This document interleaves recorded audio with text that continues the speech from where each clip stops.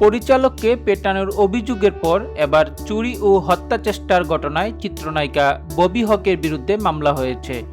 23 June দুপুরে গুলশান থানায় মামলাটি করেন মোহাম্মদ সাকিব-উদ-দৌজা নামের এক ব্যবসায়ী। এতে ববি হক ও তার কথিত বন্ধুর বিরুদ্ধে হত্যা চেষ্টা, মারধর ও চুরি সহ বেশ কয়েকটি অভিযোগ আনা হয়।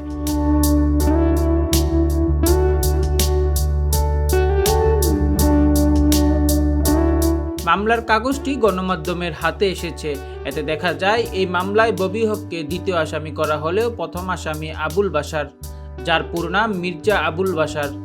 মামলা বিবরণীতে বলা হয়, হত্যার উদ্দেশ্যে মারপিট করিয়া সাধারণ জখম, চুরি, ক্ষতিসাধন ও ভয়ভীতি প্রদর্শনের অপরাধ 323, 325, 307, 379, 427 এবং 506 ধারায় করা মামলাটি তদন্ত করছে গুলশান থানা সাব ইন্সপেক্টর আনোয়ার হোসেন। তিনি জানান, মামলার তদন্ত চলছে।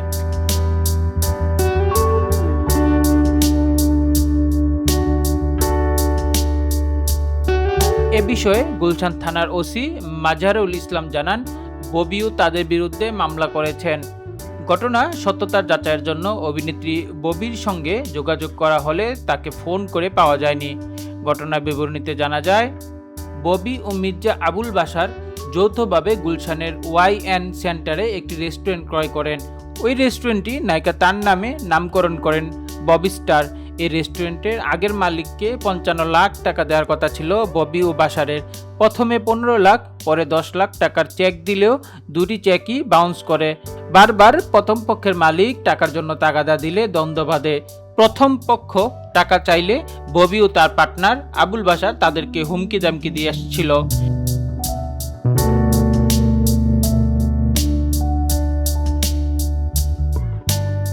এ বিষয়ে প্রথম মালিক আমানুল্লাহ আমান বলেন, ববি আর বাশার মূলত ক্রেতা। তারা কেনার কথা বলেও টাকা পরিশোধ করেনি, পাশাপাশি জোর করে পেশি শক্তি খাটিয়ে রেস্টুরেন্টটা দখল করে নেওয়ার চেষ্টা করছে। তাই আমি আইনের আশ্রয় নিয়েছি। আজ রাতে গুলশান থানায় এ বিষয়ে একটি বৈঠক হওয়ার কথা রয়েছে। তারপর মামলার বাকি অগ্রগতি নিয়ে কথা বলতে পারবো।